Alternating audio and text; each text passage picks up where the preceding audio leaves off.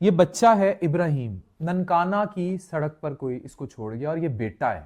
ہمارے معاشرے میں بیٹے بھی لوگ سڑکوں پر پھینک جاتے ہیں، اور یہ دو بیٹیاں، ان کا تعلق قصور سے ہے، اور یہ اس ٹائم لاہور کے پوش ترین علاقے میں ایک مہنگے ترین گھر میں پرورش پا رہی ہیں۔ ایک نصیب انسان لکھنے کی کوشش کرتا ہے اور دوسرا نصیب میرا رب لکھتا ہے۔ یہ بات سمجھنے کی ضرورت ہے۔ میرے ساتھ ڈی آئی جی صاحب ہیں۔ محبوب صاحب، یہ تو خدائی خدمت آپ کر رہے ہیں، اور یہ تین بچے آپ کی بیٹی ذاتی طور پر دیکھ رہی ہیں۔ یہ ان کی ڈاٹر، وہ جو سامنے آئرہ کے ساتھ بیٹھی ہیں، مانور دیکھ رہی ہے اس کو۔ تو یہ جذبہ کہاں سے آتا ہے؟ اور اتنا پیارا چاند سا بیٹا اور اتنی پیاری بیٹیاں کون سڑک پر پھینک کے جاتا ہے؟ ڈاکٹر صاحب، معاشرے میں ہر قسم کے انسان ہوتے ہیں۔ الحمدللہ ابھی ہمارے پاس 233 یتیم اور لاوارث بچے ہیں۔ یہ دو بچیاں ماہم اور فاطمہ، یہ ہمیں ڈی پی او قصور نے دی تھیں، اور یہ ابراہیم، یہ بھی ایک دن کا تھا، یہ ڈی سی ننکانہ نے دیے تھے۔ تو ہمارے جو بچے ہیں باقی، ان کی ایج 3 سے 10 سال کی ہے، یہ ایک ایک دن کے تھے۔ تو وی ڈیسائیڈڈ کہ ہم انہیں اپنے گھر میں ہی رکھیں گے۔ تو پھر کچھ عرصے کے بعد میں نے اپنے سٹاف سے کہا کہ جو اگلا گھر کھولے اس میں کوئی نرسری بنا لیں ان بچوں کے لیے۔ تو یہ تینوں بچے، میری جو بیٹی ہے مانور، اس نے اپنے کمرے میں شفٹ کر لیے۔ جب انہوں نے نرسری بنا لی تو میں نے کہا کہ ماں بیٹا اب نرسری بن گئی ہے تو ان بچوں کو اس گھر میں شفٹ کر دے اور ان کے لیے علیحدہ ایک ایک میڈ رکھ لیں۔ تو اس نے کہا کہ بابا ایک صورت میں شفٹ ہو سکتا ہے، اور اس کا جواب میری ساری عمر کی نیکیوں کا جواب تھا۔ اس نے کہا بابا ایک صورت میں یہ بچے شفٹ ہو سکتے ہیں کہ میرا کمرہ بھی ادھر شفٹ کر دے۔ تو یہ بچے اس نے تینوں شفٹ نہیں ہونے دیے۔ یہ الحمدللہ ابھی ہمارے اپنے ذاتی گھر میں جہاں ہم ابھی بیٹھے ہیں، یہ بچے ادھر ہی پرورش پا رہے ہیں۔ یہ اللہ تعالیٰ کی دین ہوتی ہے، ہر بندے کا اپنا نصیب ہوتا ہے۔ اب ان کی حق میں کیا بہتر تھا، یہ کیسے یہاں پہنچ گئے، یہ اللہ تعالیٰ ہی جانتا ہے۔ میں تو صرف کوشش کر سکتا ہوں کہ آپ کی اہلیہ سے میں پوچھوں گا، میڈم صوفیہ سے پوچھیں کہ یہ جذبہ کہاں سے آتا ہے بھائی؟ اور ماشاءاللہ یو آر اپنی ڈاٹرز کی بھی آپ شادی کرنے جا رہی ہیں۔ لوگ تو گھر میں، جو ہمارا معاشرہ ایسا ہے، نوکر کا بچہ جو ہوتا ہے اس کی رسپیکٹ نہیں کرتے، کیا کرتے ہیں؟ تو کیسے آپ یہ سارا کر رہے ہیں؟ مجھے یہ لگتا ہے کہ اللہ تعالیٰ آپ کو اس کام کے لیے چنتا ہے، اور پھر اللہ تعالیٰ آپ کے دل کو اس طرح سے بدل دیتا ہے کہ آپ کا پھر آپ جو چاہتا ہے اللہ تعالیٰ پھر آپ وہ کرتے ہیں۔ تو مجھے یہ لگتا ہے کہ جب یہ بچے ہمارے پاس آئے، پہلے 5 بچے جو چائلڈ پروٹیکشن بیورو سے ہم نے لیے تھے، جب یہ سلسلہ شروع ہوا تو اللہ تعالیٰ نے ایک محبت، ایک پیار اور اس طرح کا ایک جذبہ دل میں ڈال دیا کہ بالکل اپنے بچوں میں اور ان بچوں میں فرق فیل نہیں ہوتا۔ اور وہ بچے بھی، تمام بچے مجھے ماما کہتے ہیں، محبوب کو پاپا کہتے ہیں، اور یہ بچے تو ویسے ہی ہمارے پاس ایک دن کے تھے آئے ہیں، اور یہ اپنے گھر میں رہ رہے ہیں، اور یہ تو بالکل اپنی اولاد کی طرح ہے، اس سے بھی زیادہ پیارے لگتے ہیں۔ یہ ایک بات جب ہم آئے اور ہمیں جب یہ پتہ چلا 3 بچے ہیں اس گھر میں اور کس طرح پال رہے ہیں اتنے خوبصورت طریقے سے، کیا خوبصورت طریقے سے ان بچوں کی تربیت ہو رہی ہے، اٹس امیزنگ۔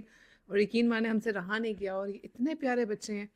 اللہ تعالیٰ اس طرح کی سوچ ہمارے معاشرے میں ڈالے جس طرح کی ہم دیکھ رہے ہیں۔ اس بیٹی کو آپ دیکھیں، بیٹی کو دیکھیں، جب اس کو قصور کی کسی سڑک پر رکھ کے کوئی گیا ہوگا، اور ان بیٹی کو آپ دیکھیں اور اس بیٹے ابراہیم کو دیکھیں، اس نے تصور بھی نہیں کیا ہوگا، ٹرسٹ می، یہ اس ٹائم جس گھر کے اندر ہے نا، ایسا گھر، ایسا عالی شان گھر، یہ ان کو سڑکوں پہ رکھنے والوں کے وہم و گمان میں بھی نہیں تھا۔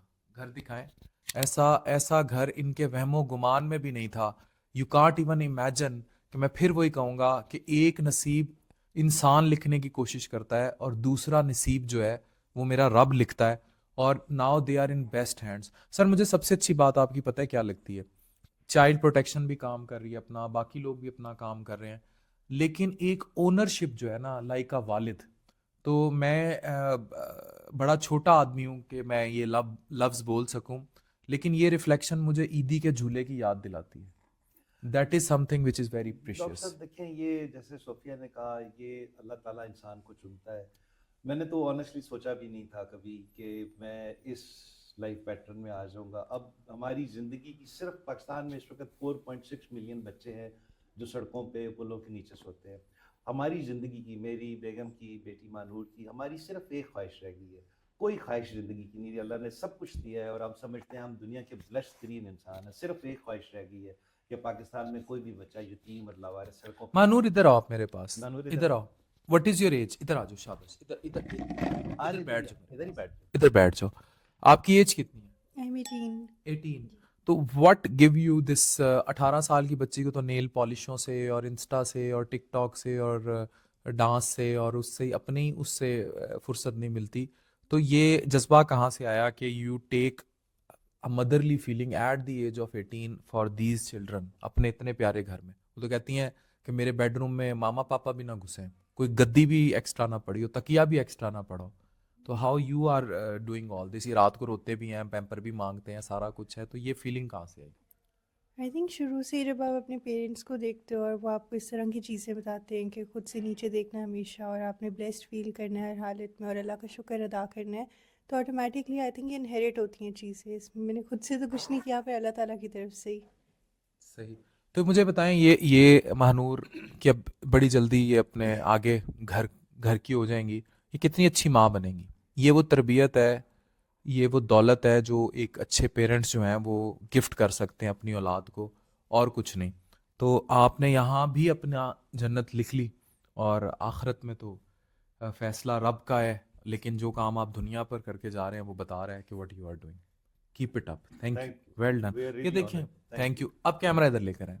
یہ ابراہیم ہے, اور میں پھر اس بندے سے مخاطب ہوں قصور میں جس نے یہ دو بیٹیاں ایک ایک ہفتے کی تھی نا, ایک دن کی قصور کی سڑک پر رکھی, اور جس نے یہ بیٹا یہ بھی ایک دن کا تھا, ایک دن کا ننکانہ کی سڑک پر رکھا.